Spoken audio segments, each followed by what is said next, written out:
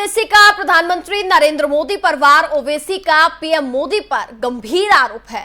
मुसलमानों को second class citizen बना दिया है, असदुद्दीन ओवैसी का यह कहना है। एआईएमआईएम सांसद असदुद्दीन ओवैसी ने प्रधानमंत्री नरेंद्र मोदी पर कई गंभीर आरोप लगाए। सुनिए उन्होंने क्या कुछ कहा। इतराज से ज्यादा जो सच्चाई, जो गवर्नमेंट का खुद डेटा है, जो आरटीआई के माध्यम से मालूम हुआ है, मोदी सरकार में जो मिनिस्ट्री ऑफ हाउसिंग और अर्बन अफेयर्स में स्वनिधि एक स्कीम है जिसमें रेडी पटरी पे दुकान लगाने वाले या स्ट्रीट वेंडर्स को लोन दिया जाता है। 32 लाख लोन जो दिए गए थे इन लोगों को, उसमें से सिर्फ 331 माइनॉरिटीज को दिए गए हैं। 331 32 लाख में से। तो ये सबका साथ, सबका विकास, सबका विश्वास एक धोखा है। 32 लाख में आप सिर्फ 331 देते हैं माइनॉरिटीज को, जबकि एनएसओ का डेटा है 2009-10 का, जिसमें से कहा गया है कि अर्बन एरिया में जो मुसलमान सेल्फ एम्प्लॉयमेंट में है वो 50% है। हमारे हिंदू भाई जो हैं वो 33% है।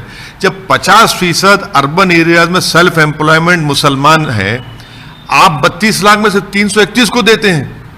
इससे यह बात साफ जाहिर होती है कि नरेंद्र मोदी बहैसियत प्रधानमंत्री गोलवालकर और सावरकर के उस काम को मुकम्मल कर रहे हैं कि भारत के मुसलमानों को सेकंड क्लास सिटीजन बना दिया जाए। और कोई कह रहा है कि वो काम नहीं कर रहे हैं, कोई कह रहा है कि कमरे में बैठे हैं, कोई कह रहा है कि मैं धूप में फिर रहा हूं। भाई, उत्तर प्रदेश की जनता को क्या आप तमाम ने मिलकर ठगा नहीं ठगा? और खास तौर से आपने मुसलमानों को धोखा दिया नहीं दिया? आप सब ने मिलकर कहा था कि हम भाजपा को हराएंगे। भाजपा को तो नहीं हरा पाए। चुनाव हो गए, आपने मुसलमानों का तो वोट ले लिया, अपनी दुकानों को चमका लिया, अपने आप को मोटा कर दिया सियासी तौर पर। अब आप अपना अपना रास्ता नाप रहे हैं। नुकसान किसका हुआ? नुकसान उत्तर प्रदेश के मुसलमानों का हुआ कि घर तोड़े जा रहे हैं, जेल में डाला। इतराज दिल्ली के लोग खाने और खिलाने के काफी शौकीन माने जाते हैं, इसलिए दिल्ली सरकार फूड प्लाजा विकसित करने जा रही है। और वहीं आने वाले 5 सालों में 20 लाख युवाओं को रोजगार भी दिलाया जाएगा। ये कहना है दिल्ली के सीएम अरविंद केजरीवाल का। उन्होंने क्या कुछ कहा, आपको सुनाते हैं। आज देश में बेरोजगारी की बेहद गंभीर समस्या उत्पन्न है। दिल्ली में भी अपने कई बेरोजगार युवा हैं। पिछले कुछ सालों में जब से आम आदमी पार्टी की सरकार है, तब से लेके आज तक हम लोगों ने कई प्रयासों से लगभग 12-13 लाख बच्चों के लिए रोजगार उत्पन्न किए, 12-13 लाख बच्चों को रोजगार दिलवाए। आने वाले 5 साल के अंदर हमने टारगेट रखा अपने लिए कि 20 लाख बच्चों को हम रोजगार उनके लिए उत्पन्न करेंगे। और इसी के लिए, रोजगार उत्पन्न करने के लिए मैं और मेरी पूरी सरकार रात दिन मेहनत कर रहे हैं। कई नए आइडियाज़ लेके आ रहे हैं जिससे बच्चों के लिए रोजगार उत्पन्न किए जा सकें।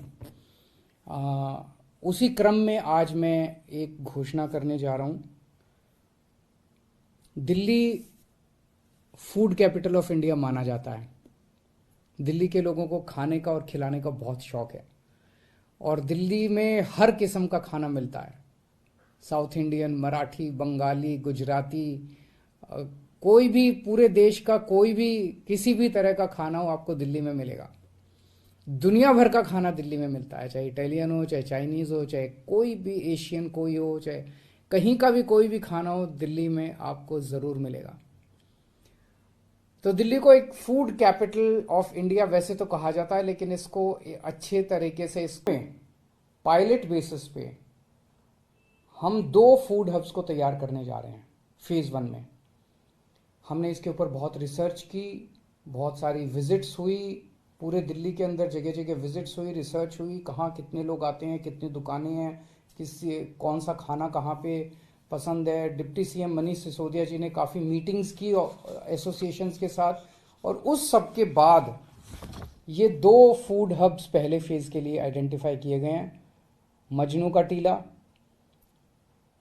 का टीला स्टूडेंट्स के लिए, खासकर डीयू के बच्चों के लिए बहुत ज़्यादा फेमस स्पॉट है और पूरे एशियन क्विजीन के लिए फेमस है।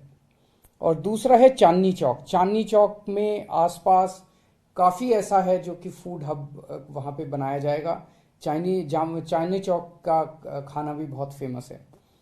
सो इसमें अब हम एक डिज़ाइन कंपटीशन करवाएंगे जिसमें देश की सबसे मशहूर आर्किटेक्चर फर्म्स को इनवाइट किया जाएगा कि आप अपना डिज़ाइन दीजिए कि इन दोनों मार्केट्स को कैसे डेवलप किया जाए।